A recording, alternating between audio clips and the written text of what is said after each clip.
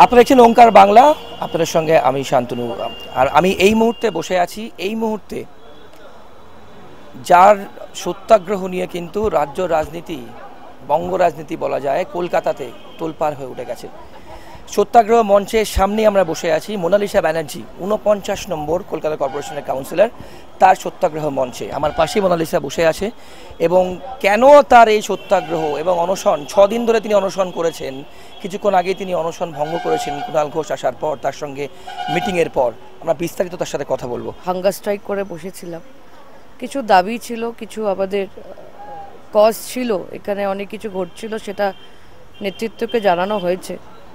সেই কারণে আজকে ৬ দিন পর কুণালদা বেসিক্যালি আপনার ডিস্ট্রিক্টে ছিলেন, প্রচারে ছিলেন।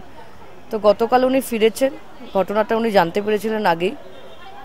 তো আজকে এসে আমার সাথে একটা বিস্তার একটা ডিসকাশন হয়, তারপরে একটা সিদ্ধান্তে আসি আমরা যে দল যেহেতু করি, দলকে প্রাধান্যটা, প্রায়োরিটিটা দলের প্রথমে আগে, লোকসভা ইলেকশনটাকে প্রায়োরিটি রেখে, সামনে রেখে, দলের বাইরে আমরা কেউই না।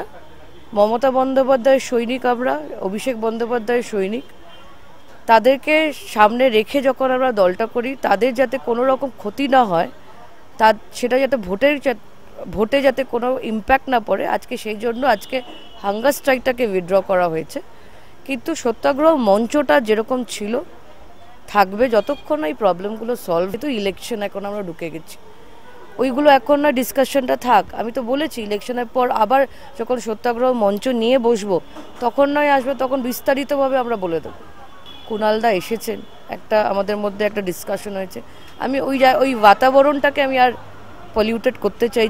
আংশিক একটা রিলিফ যেটা ইলেকশনের মোডে দরকার, উনি স্টিয়ারিং কমিটির চেয়ারপারসন করেছেন ওয়ার্ডের, যেখানে ইলেকশনটা অ্যাটলিস্ট কাউন্সিলরের মাধ্যম দিয়ে হবে। ওনাকে সেটার জন্য ধন্যবাদ জানাই। আজকে কুণালদার ইন্টারফিয়ারেন্সের জন্য ধন্যবাদ জানাই।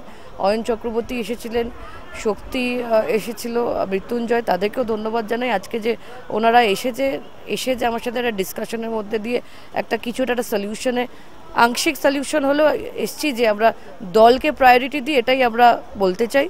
আর দলের স্বার্থে কিন্তু আমরা আজকে এই কাজটাই করেছি। আর সত্যাগ্রহও কিন্তু আমি বলতে চাই বারংবার, এটা দলের স্বার্থেই। যে ক্যাম্পেনিং হচ্ছে তাদেরকে আপনি অংশগ্রহণ করবেন অ্যাক্টিভলি, যেটা আপনি চেয়েছিলেন আগে?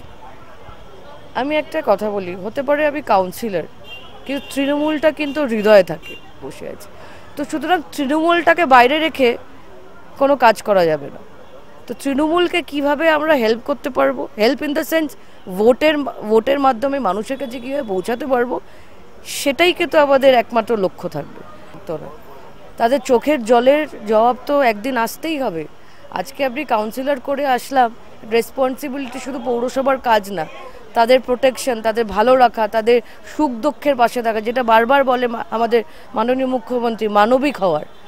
আজকে কিন্তু সেই বার্তাটাই কিন্তু আমরা বারংবার, উনি যেরকম হাইকমান্ড যেরকম আমাদেরকে নির্দেশ দেন, সেই হিসাবেই কিন্তু আমরা একদম মাইক্রো লেভেলে আমরা পৌঁছে যাই, তাই কি না?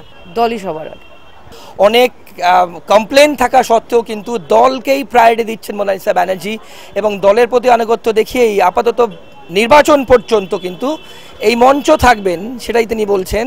কিন্তু তার এই আন্দোলন চলতে থাকবে। ভোট যেহেতু সামনে, নির্বাচন যেহেতু সামনে, দলকে প্রায়োরিটি দিয়ে আপাতত কিন্তু তিনি কোনো পরবর্তী পদক্ষেপ নিচ্ছেন না।